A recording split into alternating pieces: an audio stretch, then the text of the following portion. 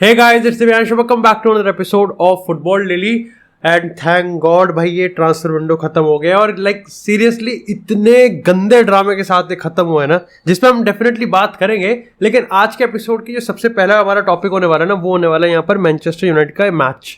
तो भाई Manchester United ने अपने लेटेस्ट मैच में लेस्टर सिटी को 1-0 की स्कोर लाइन से हरा दिया है। 3 बहुत ही इंपॉर्टेंट पॉइंट हैं, सीरियसली यार 3 बहुत इंपॉर्टेंट पॉइंट है और साफ साफ पता चल रहा है कि टेन हैग इस पर्टिकुलर स्क्वाड में ये बिलीफ डालना चाह रहा है कि भाई तुमको कुछ एटलीस्ट रिलेवेंट होने के लिए भी ना, तुमको एटलीस्ट कम से कम 6-7 मैचेस जीतने पड़ेंगे। आप 6-7 मैचेस जीतोगे, आप एक रिदम बनाओगे, एक सीक्वेंस बनाओगे, एक पैटर्न बनाओगे, एक बिलीफ बनाओगे अपने में, आप कहीं ना कहीं फिर एम्बिशन अपने आप को एम्बिशियस देख सकते हो कि ठीक है यार टॉप 4 अब कहीं ना कहीं हमारे लिए पॉसिबल है। देखो इस पॉइंट ऑफ टाइम पे yes we are definitely not better than Arsenal, हम स्पर्स से बेटर नहीं है, हम चेल्सी से बेटर नहीं है। लेकिन अगर हम यहाँ पर 8 मैचेस एक रन में जीत सकते हैं ना, हम 3 मैचेस ऑलरेडी जीत गए और उसमें हमको ये नहीं भूलना चाहिए कि हम लिवरपूल को हरा के आए हैं। अगर 8 मैचेस हम जीत गए जिसमें हमारा अगला जो बहुत बड़ा टेस्ट है वो आर्सेनल के अगेंस्ट है, अगर वहां पर भी हम ये एक स्क्रैपी विन निकाल सकते हैं ना, मैं ये इसको एक स्क्रैपी विन नहीं कहूंगा लेकिन स्कोर लाइन के हिसाब से अभी स्क्रैपी विन मान के चलते हैं। अगर ऐसी स्क्रैपी विन हम निकाल सकते हैं ना, तो ये हमारे स्कोर के लिए बहुत ज्यादा इंपॉर्टेंट चीज है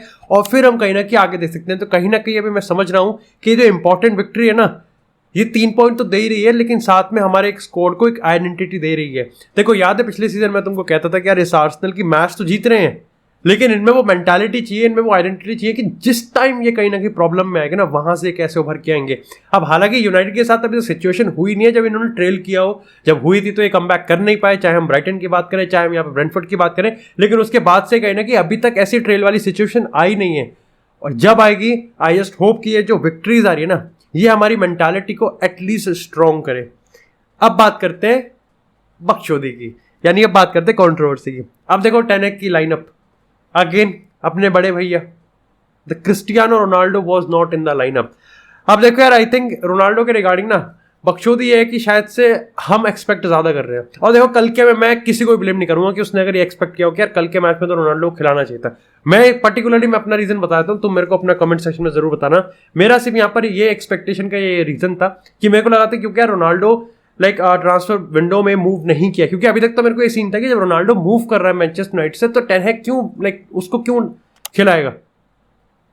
अब जैसे हम चेल्सी की बात करें तो चेल्सी में भी पुलिसिच को खिला रहा था, वो उन प्लेयर्स को खिला रहा था जो जा रहे हैं। हकीम जियच की बात है, अब खैर यहाँ पे रोनाल्डो कहाँ और हकीम जियच वगैरह कहाँ, बट स्टिल मैं तुमको बता रहा हूँ कि एक पॉलिसी होती है ना कि एक मैनेजर जब एक प्लेयर जा रहा है तो वो उसको अपनी टीम में इंक्लूड ही क्यों करेगा जब उसको पता है कि लॉन्ग टर्म में मेरे को इसके बिना खिलाना है। तो अब यहां पर क्योंकि ये कंफर्म हो चुका था कि रोनाल्डो मैनचेस्टर यूनाइटेड से नहीं जाएगा और कहीं ना कहीं ये भी चीज थी कि ट्रेनिंग में भी ठीक लग रहा है, हर चीज है, तो ये भी आप नहीं कह सकते कि हाँ ठीक है वो मेंटली यहाँ पर अब है नहीं, मतलब शरीर यहाँ पर है लेकिन दिमाग किसी और क्लब में, ऐसा भी नहीं है। Ronaldo is top professional athlete, तो मेरे को लगा कि देयर इज अ चांस। अब ठीक है यहाँ पर सब काफी लोग इसका काउंटर कर सकते हैं कि भाई सिर्फ इसी चीज पर थोड़ी ना आप किसी टीम को किसी प्लेयर को स्टार्टिंग 11 में डाल सकते हो। अब देखो यार ये चीज वो प्रॉब्लम तो गई कि प्री सीजन उसने नहीं खेला तो उसको टाइम चाहिए, बिकॉज ऑलरेडी यार देखो सितंबर में हम आ चुके हैं तो काफी टाइम है। आप धीरे धीरे 10-10 15-15 मिनट खिला के आप एक ऐसा गेम खिला सकते हैं क्योंकि आपकी टीम एक रनिंग उस पे है, एक रनिंग रिदम पे, एक विनिंग स्ट्रीक पे, तो आप खिला सकते हो एटलीस्ट क्रिस्टियानो रोनाल्डो को। रोनाल्डो है यार, अगर स्टार्टिंग 11 में आएगा तो 5-10 गोल खा थोड़ी जाएगी यूनाइटेड या 2-3 मिनट में। लेकिन ठीक है इसका काउंटर आप यहाँ पे ये भी कर सकते हो क्योंकि वो एक्चुअली विनिंग स्ट्रीक पे, जैसे मैंने पिछले पॉइंट में कहा, तो टेन हैग यहाँ पर इसके साथ छेड़छाड़ नहीं करना चाहेगा। टेन हैग नहीं चाहेगा कि यार ठीक है मैं एक बार रोनाल्डो को डालूं फिर एक दूसरा गेम प्ले स्टाइल करूं और फिर मैं प्रेडिक्ट करूं। इससे बढ़िया तो मैं अभी काम करता हूं, मैं अभी चलता रहता हूं, मेरे को लगेगा तो मैं रोनाल्डो को धीरे धीरे इंक्लूड करूंगा।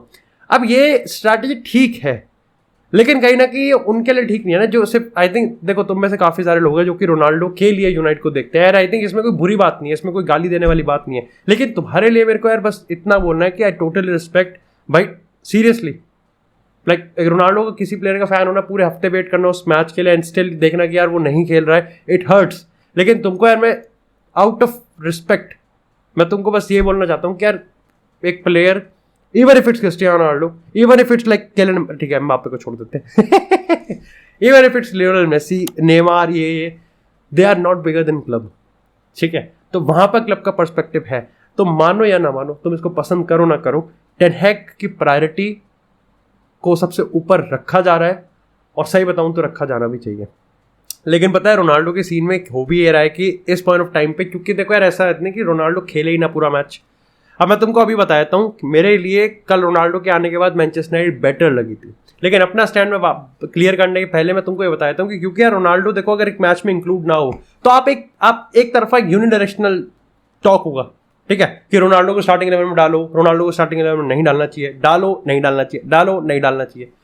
लेकिन अब क्योंकि रोनाल्डो एटलीस्ट 15-20 मिनट खेल रहा है ना, तो टेन हैग एक बहुत बड़ी अपॉर्चुनिटी दे रहा है उन लोगों को जो लोग एक्चुअली में ये बोलते हैं कि यार देखो सही तो है, एरिक टेन हैग रोनाल्डो को स्टार्टिंग लाइनअप पे नहीं इंक्लूड कर रहा, 15-20 मिनट खेला, क्या ऐसा उखाड़ लिया कि रोनाल्डो को स्टार्टिंग 11 में डालना चाहिए। एट द सेम टाइम वो बंदे भी हैं जो कि कहते हैं कि 15-20 मिनट में देख तो साले उसने एक्चुअली उखाड़ा है, और दूसरी चीज तो 15-20 मिनट बहुत कम होते हैं, आप स्टार्टिंग 11 में खिला के तो देखो। अब सबसे पहले मैं अपना स्टैंड क्लियर कर देता हूँ, for me why Ronaldo actually looked better वो 20 मिनट में, और प्लस रोनाल्डो ही नहीं बल्कि यूनाइटेड भी बेटर लगती है। देखो रोनाल्डो ने कल यार मेरे को क्रिस्प लग रहा था, he was crisp, he was quick, वो टीम के साथ कनेक्ट हो रहा था, वो टीम को चला भी रहा था। देयर वर सम चांसेस जहां पे एक्चुअली में एरिक्सन के लिए उसने 1-2 गोल सेटअप भी कर दिया था ऑलमोस्ट, और भाई वो इस उम्र में बाइसिकल किक ऑलमोस्ट, वो देखो मैं कहूँगा कनेक्शन तो वो परफेक्ट नहीं था, लेकिन वो गोल होता रह गया, होता रह गया। ही वो पासिंग उसकी क्विक हो रही थी। दी ओनली कंप्लेन मेरे को उस पूरे गेम प्ले से ये थी कि यूनाइटेड ये समझ ही नहीं पा रही थी कि क्रिस्टियानो रोनाल्डो पिच पर है। यार रोनाल्डो ठीक है, रोनाल्डो बहुत सारी चीजें कर सकता है, लेकिन इस पॉइंट ऑफ टाइम पे इस एज में वन थिंग जो कि रोनाल्डो सबसे बेहतरीन कर सकता है वो है उसकी हेडिंग एबिलिटी, और बॉक्स में लाइक बीइंग होता है ना कि आपका एक ब्रूटल एक फॉक्स है, एक हंटर है जो कि बस मतलब जिसको हंट करना आता है, लाइक बॉल कहीं भी हो, कितनी प्रोबेबिलिटी हो, अगर बॉल पेनल्टी बॉक्स के आसपास है तो रोनाल्डो वहां पर बरी कर सकता है। रोनाल्डो वो प्लेयर है, बट कल दिख ही नहीं रहा था, कोई क्रॉस नहीं डाल रहा है, सब ठीक है समझ में आता है, सब इनसाइड लाइंस में खेल रहे हैं, सब ब्रेक लाइन कर रहे हैं, बट स्टिल क्रिस्टियानो रोनाल्डो के हिसाब आपको एक बार तो कुछ और ट्राई करना था ना, आपने एक भी बार क्रॉस ट्राई नहीं करा, आप एक भी बार बॉल नहीं, बल्कि मेरे को तो रोनाल्डो ही क्रॉस डालता हुआ दिख रहा था। एरिक्सन की हम बात करें या फिर बाकी की हम चीज़ों की बात करें तो ये चीज़ मेरे को लगती है कि एक कंप्लेन सिंगल कंप्लेन। हाँ, एक लोग काफ़ी कहेंगे कि मार्कस रैशफोर्ड रोनाल्डो के अलॉन्ग साइड के, देखो यार लॉन्ग टर्म में अगर हम प्लानिंग की बात करें तो मार्कस रैशफोर्ड को लेफ्ट पे ही खिलाना चाहेगा टेन हैग, ये कंफर्म है। And the worst part is कि रोनाल्डो बस यही है द फैक्ट इज कि रोनाल्डो बस सही में इतना लिमिटेड रखेगा गेम प्ले। हाँ ठीक है, वो रोनाल्डो काफी लोग कह रहे हैं कि रोनाल्डो को आर्सेनल के अगेंस्ट खिलाएगा तो yes he is going to be like उसको तभी अनलिश करेगा। भाई बिना गेम टाइम के, बिना इस शार्पनेस के 20-20 मिनट करके वो ऐसे 90 मिनट कैसे दे सकता है आर्सेनल के अगेंस्ट? वो नहीं देगा। और सब सीधी बात है, अब आर्सेनल के 1 घंटा पहले जब लाइनअप आएगी तब शायद हम सरप्राइज हो जाएंगे, लेकिन अभी से ही मैं बता रहा हूँ वोंट बी सरप्राइज अगर रोनाल्डो उस बेंच उस स्टार्टिंग 11 में नहीं होगा, क्योंकि कोई ऐसा हिंट दिया ही नहीं है। ये एरिक टेन हैग ने पोस्ट मैच इंटरव्यू में आके कहा है कि देखो यार रोनाल्डो को सब मैं इंक्लूड करूंगा वो, लेकिन ऑफ कोर्स उसने भी इस चीज को क्लियर करा है कि 11 प्लेयर थोड़ी है और जीतना सबसे ज्यादा इंपॉर्टेंट है। एंड यस एरिक टेन हैग करके दिखा रहा है, तो कहीं ना कहीं उसकी चीज चल रही है। मैं ये नहीं कह रहा कि कल को एरिक टेन हैग के एक मैच हार गया तो खत्म, सब गलत है, लेकिन आपको एक जनरल कंसेंसस से भी सोचना पड़ेगा। ये है कि अभी इस पॉइंट ऑफ टाइम पे उसका जो गो टू टैक्टिक्स है ना, आप एंथनी लांगा को देख रहे हो, आप ठीक है आप देख रहे हो कि आपको लग सकता है लाइनअप को देख के कि लांगा के लिए बड़े प्लान नहीं है, प्लान्स मीडियोकर ही हैं। He just waiting for Anthony Martial to get up on his feet. Anthony Martial injury से वापस आएगा, एंथनी मार्शियल नंबर 9 पर जाएगा, रैशफोर्ड इधर जाएगा और सैंचो इधर जाएगा। ये उसकी प्रेफर्ड टैक्टिक्स है। जस्ट बिकॉज एंथनी मार्शियल नहीं है, वो एंथनी लांगा को as a off the ball presence और प्रेस के लिए यूज कर रहा है। रोनाल्डो को वो सेकंड फीडर ही यूज करेगा। अब वो मीडिया के सामने कुछ भी बोलता रहे और कुछ भी ना बोलता रहे। रही बात इसके काउंटर की कि उसको थोड़ा टाइम लगेगा, रोनाल्डो को इन्फ्यूज कर देगा टीम में। आई जस्ट होप कि भाई तुम्हारी बात सच हो, नहीं तो डेफिनेटली भाई इस पॉइंट ऑफ टाइम पे रोनाल्डो, मैं ट्रैप की कहूँ या फिर मैं कहूँ कि रोनाल्डो और टेन हैग दोनों ही अनलकी है, लेकिन worst part it is seriously disheartening. लेकिन मैं इसी के साथ एक डेविड दया की सिचुएशन को और हम क्लियर करते हैं। अब कल एक चीज थी, क्यों भाई यूनाइटेड 1-0 के बाद आप 2-0 क्यों नहीं हुए, जबकि यही चीज फटती रही हमारी कि 1-1 हो जाएगा। भाई सीरियसली लेस्टर को इतनी बॉल है, हम गेम क्यों नहीं कमांड कर पा रहे, गेम को क्यों नहीं डोमिनेट कर पा रहे। अब तुमने कल नोटिस किया होगा ना, तो यार देखो अगेन ऐसा होता है कि जब कासिमिरो आया तो कासिमिरो ने बहुत सही से भाई शिप को संभाला। भाई सीरियसली कासिमिरो वो लग रहा था बंदा भाई कासिमिरो खेल रहा है, वो टीम दिख रही थी विद लिसांड्रो, वरान, कासिमिरो, एब्सोल्युटली हर चीज मेरे को अमेजिंग दिख रही थी। लेकिन अब तुमको यहाँ पर ये चीज समझनी पड़ेगी कि जब आप डेविड दया की बात करें ना, ऐसे 2-3 इंसिडेंट थे जब डेविड दया के पास बॉल गई और कोई भी नहीं था। इधर राफेल वरान था, इधर लिसांड्रो था, इधर कासिमिरो भी था, एरिक्सन भी कह सकते हो कि पास में था, और सिर्फ जेमी वार्डी उसको प्रेस कर रहा था और उस लिटरली उस बंदे ने बाहर मार दी, मतलब आउटफील्ड में मार दी, इन द हाफ लाइन के पार। That doesn't make sense. उसके पीछे रीजन है कि आपके पास जब रफे वरान की, चलो मैं एक बार को कह देता हूं कि ठीक है ही इज एन एक्सेप्शन, लेकिन आपके पास लिसांड्रो जैसे प्लेयर है जो कि थ्राइव करते हैं भाई, बंदे को आप एक बार प्रेस में डाल के तो देखो, वो ऐसी लॉन्ग बॉल्स निकालेगा, ऐसे पासिंग निकालेगा, इस तरीका के प्रेस रेजिस्टेंट सेंटर बैक है, बॉल प्लेइंग सेंटर बैक है। आप एरिक्सन कितना बढ़िया है, हाँ देयर वाज अ चांस की एक बार गलती हो गई थी, बट अगेन उसमें भी प्रॉब्लम थी कि आपको पहले सेंटर बैक को देना है, लेकिन वो दे ही नहीं रहा, तो फायदा क्या है? और वो भी तब जब आपका अगर आप गोलकीपर को गोलकीपर ही मान रहे हो, जबकि मैनचेस्टर सिटी तो गोलकीपर को एक टाइम से थर्ड सेंटर बैक मानती है। इस तरीके का भरोसा है पेप गार्डियोला को एडरसन के बॉल प्लेइंग एबिलिटी पे। मैं कह रहा हूं David de is not near to Ederson ball playing ability, लेकिन अगर एक बार को हटा भी दें डेविड दे को, लिसांड्रो वहां पर है, रफे वरान वहां पर है, एरिक्सन वहां पर है, कासिमिरो वहां पर है, सिर्फ एक जेमी वार्डी है। अब जेमी वार्डी कितना भी अच्छा प्रेस कर ले, कितना भी टैक्टिकल प्रेस कर ले, साला फन फैला के चार को थोड़ी मोर थोड़ी बन जाएगा वो कि मैं सारी स्पेसेस वो घेर लूंगा। This is the problem. क्योंकि क्या होता है ना कि जब आप डिफेंड कर रहे होते हो,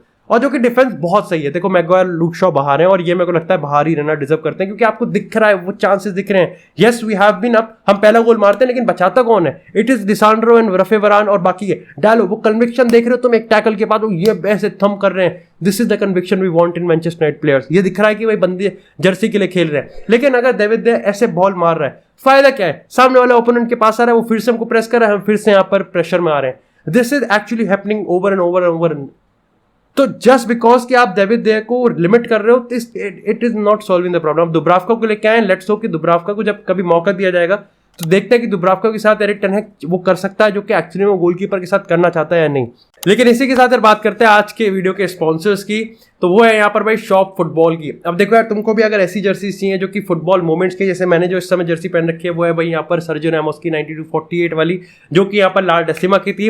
अराउंड साइड मैंने कल जो स्ट्रीम में पहन रखी थी वो थी यहाँ पर क्रिस्टियानो रोनाल्डो की अमेजिंग फ्री किक, जो कि उसने आर्सेनल के अगेंस्ट मारी थी। और अगर ये सारी जर्सीज तुमको मोमेंट्स के हिसाब से चाहिए, बहुत सारी जर्सीज अवेलेबल है, तो तुम शॉप फुटबॉल पे एक्चुअली में इसको शॉप कर सकते हो, जिसका लिंक मैंने डिस्क्रिप्शन पे दिया हुआ है। और अगर तुमको यहाँ पर लाइक एज यूजुअल अगर तुमको फुटबॉल जर्सीज चाहिए, सारी third kit, second kit, home kit, सारी किट अवेलेबल है, तो तुम यहाँ पर फुल टाइम स्टोर पे जाके शॉप कर सकते हो। और वहां पर मेरा दिया गया जो कोड है DIVU15, उसको यूज कर सकते हो फॉर फ्लैट 15% ऑफ। और the best part about it कि उनके पास सारी जर्सीज अवेलेबल है, जो कि तुम्हारे पास 5 से 6 या 7 दिन के अंदर तुम्हारे पास आ सकते हैं। तो डू मेक श्योर कि तुम दोनों एक बार इस वेबसाइट चेक करो, दोनों का लिंक मैंने यहाँ पर डिस्क्रिप्शन पे दे रखा है, एंड एक बार एक्सपीरियंस करके देखो यार, इट्स लाइक इसकी बिल्ड क्वालिटी चुम्बेश्वरी है। लेकिन इसी के साथ यार बात करते हैं अब थोड़ी सी बार्सिलोना की। अबे जेरार्ड रोमेरो ने चूतिया काट दिया, देखो पार्शली यस, लेकिन सही बताऊं तो आई थिंक पार्शली इस चूतिया वर्ड से आई थिंक बेटर वर्ड जो होगा और जो इसको सही में स्टोरी को एक्सप्लेन कर सकता है वो होगा डिसअपॉइंटमेंट। सब आई थिंक सब बार्सिलोना फैंस के लिए डिसअपॉइंटमेंट है, ठीक है, ये मेरे को लगता है। अब देखो यार, जो बंदा कल 11 बजे सो के सुबह 6 बजे उठ रहा है और फिर वो देख रहा है कि अच्छा ये तो वही कहानी है, टस से मस ज्यादा हुई नहीं है, बस हाँ ओबामेयांग ने ज्वाइन कर लिया, हेक्टर बेलेरिन और मार्कोस अलोंसो की यहाँ पर वो हो गई होगी, अनाउंसमेंट हो गई होगी, तो ज्यादा कोई सिचुएशन क्रिएट नहीं। बट नहीं, जो इस बीच में जो जगह हुए थे ना, उनको पता है कि सिचुएशन यहाँ पर क्या थी, उनको पता है कि minute by minute her 5 minute में कैसी खबर आ रही थी, उनको पता है कि ये ट्रांसफर डेडलाइन एक्चुअली में हिस्टोरिक हो सकती थी। क्योंकि और देखो यार अब पता है क्या है, लोग ऐसे प्रिटेंड करेंगे क्योंकि जेरार्ड रोमेरो को बिल्कुल गिरा दो, मतलब जेरार्ड रोमेरो को इतना गिरा दो कि साला जेरार्ड रोमेरो की स्पोर्ट की होगी या फिर ESPN की खबर हो गई। और कुछ लोग जेरार्ड रोमेरो को ऐसे कवर करके रखेंगे जैसे उनको कवर करना उनके बॉडीगार्ड, जैसे सलमान खान का बॉडीगार्ड शेरा हो गया, वो जेरार्ड रोमेरो के शेरा है। क्या आप कैसे कह सकते हो? कोई डिस्कशन का रखते ही नहीं है। अब देखो यार, कोई हाइप नहीं थी कि उसका पार्ट एक फैब्रिजियो रोमेनो था, एक डेविड ऑस्टिन था और एक जेरार्ड रोमेरो था। It was a hype that was created solely by Gerard Romero, और ये कोई फ्लूक नहीं था। ये कुछ छोटी बात नहीं है। देखो जेरार्ड रोमेरो ने जो कल करके दिखाया एब्सोल्युटली अमेजिंग है। सिर्फ नंबर्स की बात हो रही थी, 1 लाख 1.25 लाख लोग उसके ट्विच की स्ट्रीम देख रहे हैं, ट्विटर पे वो ट्रेंड कर रहा है। सीरियसली नंबर्स वो like hype over this system की सरप्राइज प्लेयर क्या हो सकता है? ये फ्लूक नहीं है यार। इट शोज, ये शो नहीं करता कि बहुत बड़ी तोप है कि फैब्रिजियो रोमेनो उसके सामने तो छोटा सा है, डेविड ऑस्टिन छोटा सा है ना। इट शोज कि बार्सिलोना के फैंस उसमें बिलीव करते हैं। इट शोज कि रात के 3 बजे भी अगर इंडिया की बात करें, बहुत सारे लोग इंडिया से भी थे, लेकिन बाहर की बात करें, एक पर्टिकुलर टाइम सेट पे बहुत सारे लोग तैयार हैं, बहुत सारे लोग उसके लिए तैयार है। He was crying, he was celebrating. अब मैं उसको मैं गिमिक ही नहीं कह रहा, आई एम नॉट सेइंग कि वो गिमिक ही था, लेकिन मैं बस ये कह रहा हूं कि जब आप, लेकिन देखो अब सरप्राइज प्लेयर की हम बात करें तो सरप्राइज प्लेयर सामने निकल के कौन आया? Bernardo Silva. लेकिन एक्चुअली में उस टाइम बर्नार्डो सिल्वा लग नहीं रहा था, ये आ रहा था कि एक फॉरवर्ड है, एक साउथ अमेरिकन फॉरवर्ड है। Bernardo Silva is Portuguese, south American forward है, हिस्टोरिक है, बंदा रो रहा है, बंदा कह रहा है कि मेरे टट्टे गिर जाएंगे। लाइक एवरीथिंग वाज इस तरफ पॉइंट कर रहा था कि इट वाज इधर नेमार इधर मेसी। भाई एक बार तो ये हो गया था कि मेसी की वाइफ यहां पर एयरपोर्ट पे स्पॉट करी और पिताजी तो पिछले एक हफ्ते से विराजमान है। लेवल देख रहे हो तुम उस चीज का, ये मजाक नहीं रहा था, it was actually connected to emotions. कल को मेरे साथ कोई ये कहानी कर जाए ना, मतलब कोई भी रिपोर्टर हो कल को ये कर दे पिछले 3 घंटे से कि Ronaldo to Real Madrid just हो सकता है, किसकी जरूरत है? सिर्फ मारियानो के निकलने की जरूरत है। एंड उसके बाद कहीं ना कहीं ये कहानी हो जाए everything. He is not saying कि ये नेमार है, ही इज नॉट सेइंग कि मेसी है, लेकिन कहीं ना कहीं सबको लग रहा था तुम कर सकते हो। देखो आज तुम बचाने के लिए कोई, मेरे को लगता है कि इट्स नॉट अबाउट कि उसको हेट करो या फिर उसको बचाओ, इट्स जस्ट अबाउट कि मैं फील कर पा रहा था कि लाइक बर्नार्डो, लाइक बार्सिलोना के जो फैंस हैं they have every right to be disappointed. लेकिन ठीक है, आई थिंक ये पूरा सीजन था। उन्होंने वैसे इसके बाद जेरार्ड रोमेरो ने इसके बाद अपना पूरा सिचुएशन भी एक्सप्लेन करा। उसने कहा कि देखो मैंने कभी कहा नहीं कि 100% करेक्ट है और 100% ये होगा। मेम्फिस डिपाई लग रहा था और इतने मैं कहूँगा कि वो ठीक भी था कि यस मेम्फिस डिपाई एक पॉइंट पे लग रहा था कि वो चेल्सी ज्वाइन कर लेगा, लेकिन उसने यहाँ पर ज्वाइन नहीं करा। एंड उसमें आई थिंक फिर गलती नहीं है। ही सेड कि अगर मेम्फिस डिपाई ज्वाइन कर लेता चेल्सी को तो कहीं ना कहीं तुम एक हिस्टोरिक साइनिंग देख सकते थे, जो कि इवेंचुअली बाद में पता चला कि बर्नार्डो सिल्वा की डील थी। यार बर्नार्डो सिल्वा की डील के रिगार्डिंग जेरार्ड रोमेरो शुरू में बोला था, लेकिन उसके बाद सिचुएशन बहुत अलग चली गई थी। एक साउथ अमेरिकन फॉरवर्ड, एक ये वो, बट ठीक है, I think it's totally a part of the deal. But ठीक है यार, आई थिंक। लेकिन अब शॉर्ट टर्म देखें तो भाई इसको हटाएं तो लॉन्ग टर्म पर्सपेक्टिव देखें तो बार्सिलोना ने अपने ट्रांसफर विंडो को खत्म करा है with very very very excellent and outstanding numbers. भाई उन्होंने स्पेंड करा है, यस उन्होंने एग्रेसिवली स्पेंड करा, लेकिन उन्होंने स्पेंड करा एक ऐसे प्लेयर्स पे, उन्होंने लिटरली सामने विजन रखा है। उन्होंने 1 साल का नहीं 2 साल के, लिटरली 4-5 साल का विजन रखा है। और अब बस बार्सिलोना फैंस को मैं एक चीज दूंगा कि जस्ट बैक द मैनेजर। तुम ऑलरेडी मैनेजर को बैक कर रहे हो, आगे भी मैनेजर को बैक करना, इररिस्पेक्टिव ऑफ द फैक्ट कि बार्सिलोना आगे फॉल कर सकती है, नहीं भी कर सकती, कर भी जाएगी, तब भी कहीं ना कहीं देखो इस पॉइंट ऑफ टाइम पे like me being Real Madrid fan और United fan, yes there is a rivalry that existed between our clubs। लेकिन मैं तुमको एक क्रिएटर के तौर पे अगर मैं ये बोलूँ तो देखो तुम निशाने पर रहो, बट ठीक है at this point when everybody is against your companion just stand by his side। तो भाई ज़ावी को इस समय तुम्हारी सपोर्ट की जरूरत है। लेकिन यहाँ पर इसी के साथ बात करते हैं थोड़ी सी बाकी के ट्रांसफर डेडलाइन डे की। तो भाई चेल्सी ने तबाही मचा दी है, 273 मिलियन इन्वेस्ट कर रहे हो ट्रांसफर मार्केट में, एब्सोल्युटली अमेजिंग। भाई बंदा क्या कर रहा है यार, क्या कर रहा है, मतलब अमेजिंग यार। कल 2 साइनिंग करी है। सबसे पहले एक उन्होंने जकारिया को लेके आया, वो अब खैर ये लोन डील है लेकिन इसमें ऑप्शन है, आप आई थिंक यहाँ पर कुछ 35-36 मिलियन को बाय कर सकते हैं। आप जुवेंटस मना कर रहे हैं लेकिन कॉन्ट्रैक्ट में एक क्लॉज है, फेब्रुअरी ने इसको कंफर्म भी किया है। इसी के साथ उन्होंने ओबामेयांग की डील साइन। अब देखो मेरे को लगता है कि यहाँ पर डिपाई होता तो एब्सोल्युटली अमेजिंग, बहुत सही चीज़ होती चेल्सी के लिए, लेकिन Aubameyang at the very least कोई खराब डील नहीं है। लेकिन हाँ ये चीज़ है कि अब कहीं ना कहीं आप देखोगे ना चेल्सी की बैलेंस शीट तो आपको समझ में आएगा कि टुकल को भाई इससे ज्यादा और क्या बैक करते। 273 मिलियन खर्च करे तुमने, एवरी सिंगल प्लेयर। आपने रुडिगर को, क्रिस्टेंसन को आपने किससे रिप्लेस करा है? आपने कुलिबाली से और फोफाना से रिप्लेस करा है। एब्सोल्युटली अमेजिंग चीज। आप यहां पर ओबामेयांग को लिया है, आप यहां पर स्टर्लिंग को लिया है, आप यहां पर कुकुरेला को लिया है, तो डेफिनेटली यहाँ पर कहीं ना कहीं टुकल को बैक किया गया। Now he needs to perform. कहीं ना कहीं मैं ये भी नहीं कहूँगा कि एक टाइम में जावी को कह रहा हूँ कि जावी को आप सपोर्ट करो और एक टाइम कह रहा हूँ टुकल तो फिर Tuchel also needs time to reshape करे और ग्रिल करे और यहाँ पे शार्पनेस लेके आए। लेकिन इवेंचुअली कहीं ना कहीं मैं एक चीज़ कहूँगा कि टुकल की सिचुएशन, क्योंकि यार देखो लालिगा में धुरंधर नहीं है इतने, प्रीमियर लीग में धुरंधर है एक से एक। एंड यस आप यहाँ मान सकते हो कि प्रीमियर लीग बहुत हार्श है। लेकिन इसी के साथ बात करें लिवरपूल की, तो भाई लिवरपूल ने भी यहाँ पर साइनिंग करी है आर्थर मेलो की फ्रॉम जुवेंटस। अब ये इनिशियली 4.7 उन्होंने लोन फीड लेके इसको डील को साइन किया, लेकिन अब ऑप्शन है यहाँ पर कि 37 मिलियन देके वो इस डील को परमानेंट कर सकते हैं। बैंडेज का काम किया है यहाँ पर।